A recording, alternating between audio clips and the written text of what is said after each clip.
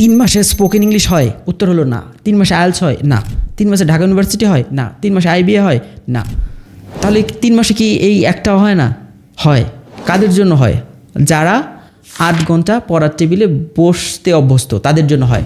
কিন্তু ঢালাওভাবে যদি আমরা বলে দিই যে না 3 মাসে আইএলস হয়ে যায়, 3 মাসে ঢাকা ইউনিভার্সিটি হয়ে যায়, তাদেরই হবে যারা 8 ঘন্টা পড়ার টেবিলে বসে অভ্যস্ত। এবার আসেন, 8 ঘন্টা পড়ার টেবিলে বসার জন্য নিজেকে প্রিপেয়ার করতে কতদিন লাগে জানেন?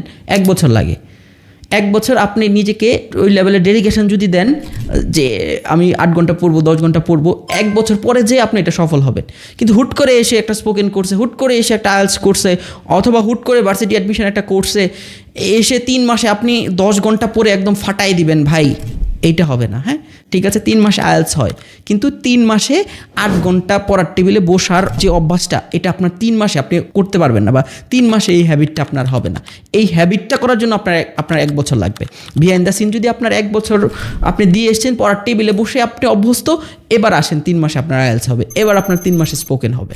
ধন্যবাদ।